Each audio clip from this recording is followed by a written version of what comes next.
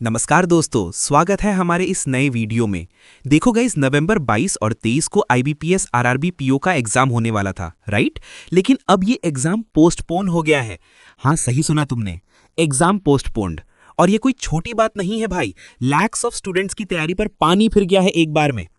तो सवाल ये है, क्यों हुआ ये, किस वजह से, और अब तुम क्या करोगे? मैं तुम्हें पूरी इनसाइड स्टोरी बताऊंगा आज, फैक्चुअल डेटा के साथ, रियल केस सिनेरियो के साथ।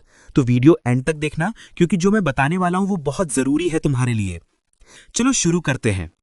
Problem section continues. पहले बात करते हैं क्या हुआ एग्जैक्टली। आईबीपीएस ने ऑफिशियली अनाउंस किया है कि जो एग्जाम 22 और 23 नवंबर को शेड्यूल्ड था वो अब पोस्टपोन्ड है। Reason, court case. हाँ भाई, कोर्ट केस चल रही है। अब तुम्हारा दिमाग में ये चल रहा होगा कि कौन सी कोर्ट केस, किस चीज पे? तो सुन लो केयरफुली। ये केस है एज रिलैक्सेशन को लेकर। कुछ कैंडिडेट्स ने पिटीशन फाइल की थी रिगार्डिंग एलिजिबिलिटी क्राइटेरिया। उन्होंने कोर्ट में चैलेंज किया था आईबीपीएस के रूल्स को, और इस वजह से आईबीपीएस को एग्जाम पोस्टपोन करना पड़ा।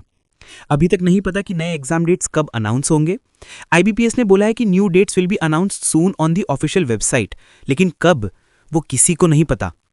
इमेजिन करो, तुम 3-4 महीने से पढ़ रहे हो कंसिस्टेंटली, मॉक टेस्ट दे रहे हो, रिवीजन कर रहे हो, सब कुछ रेडी है तुम्हारा, और सडनली ये न्यूज़ आ जाती है। फ्रस्ट्रेटिंग है ना? बिल्कुल है। लेकिन ये सिर्फ तुम्हारे साथ नहीं हो रहा, लैक्स ऑफ स्टूडेंट्स के साथ हो रहा है। अब मैं तुम्हें एक रियल डेटा दिखाता हूं। आईबीपीएस आरआरबी पीओ के लिए इस ईयर टोटल वैकेंसीज कितनी है पता है? 3928 पोस्ट्स, सिर्फ इतनी। और कितने लोग अप्लाई करते हैं? लाख्स में। लास्ट ईयर आईबीपीएस ने अपने ऑफिशियल डेटा में दिखाया था कि उनके एग्जाम्स के लिए कैंडिडेट्स रजिस्टर्ड और अपीयर्ड का नंबर कितना था। Figure was in lakhs. मतलब कंपटीशन इतना हाई है कि एक सीट के लिए 100+ कैंडिडेट्स फाइट कर रहे हैं। और अब ऊपर से ये पोस्टपोनमेंट, तुम्हारे प्रिपरेशन का मोमेंटम ब्रेक हो गया, मोटिवेशन डाउन हो गया, कंफ्यूजन बढ़ गया। ये सब मिडिल क्लास स्टूडेंट्स के लिए और भी टफ है भाई। कोचिंग फीस भरी है, बुक्स खरीदी हैं, घर पे प्रेशर है रिजल्ट्स का, रिलेटिव्स पूछ रहे हैं कब होगा एग्जाम, और अब एग्जाम डेट ही नहीं है कंफर्म्ड।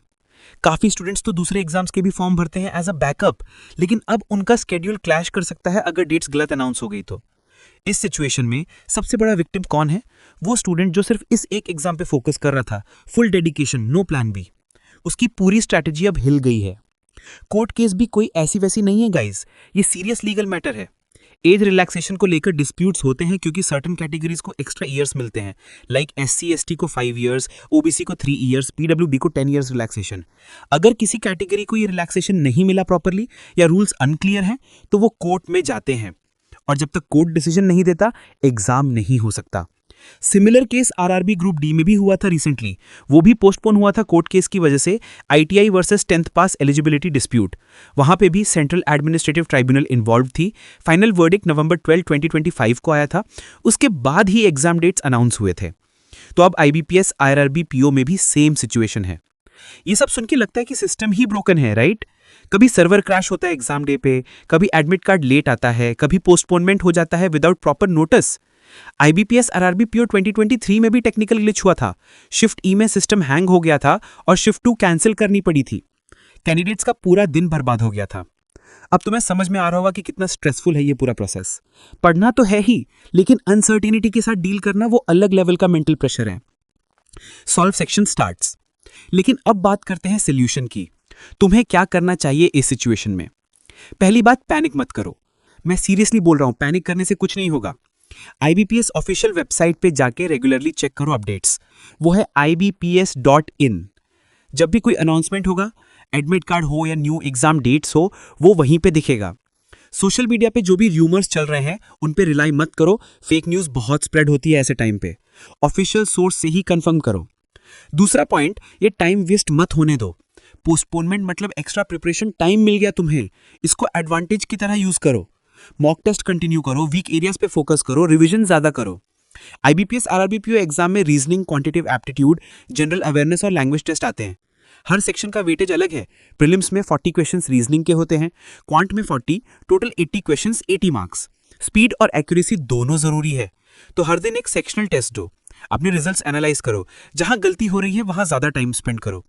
जनरल अवेयरनेस के लिए डेली करंट अफेयर्स पढ़ना पड़ेगा, लास्ट 6 मंथ्स का डेटा कवर करो, बैंकिंग अवेयरनेस, स्टैटिक जेके, इकोनॉमिक अपडेट्स, सब।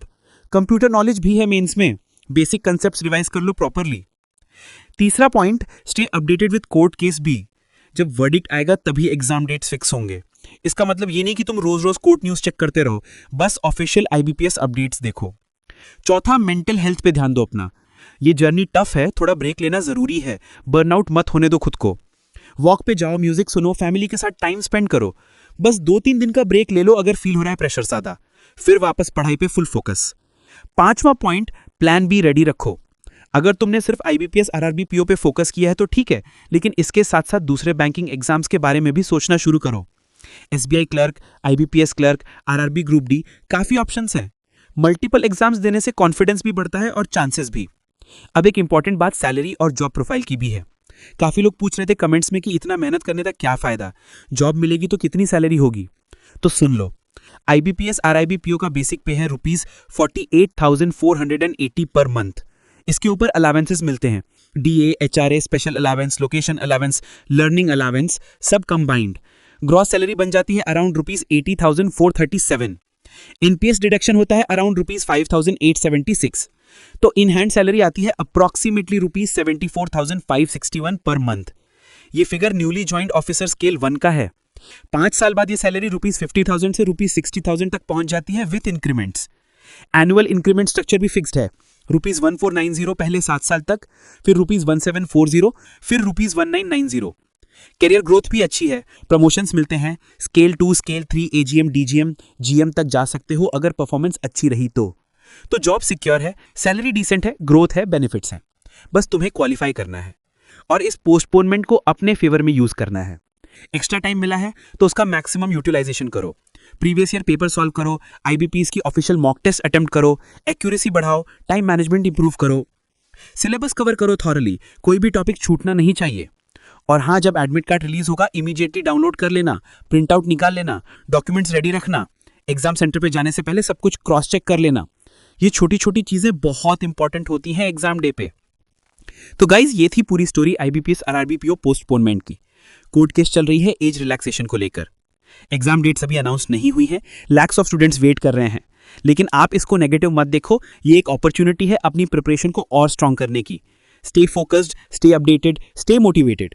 ऑफिशियल वेबसाइट रेगुलरली चेक करो, पैनिक नहीं करना, फेक न्यूज से बचना और पढ़ाई कंटिन्यू रखना फुल डेडिकेशन के साथ। अगर तुम्हें ये वीडियो हेल्पफुल लगी तो लाइक करना, शेयर करना अपने दोस्तों के साथ जो आईबीपीएस आरआरबी का एग्जाम दे रहे हैं।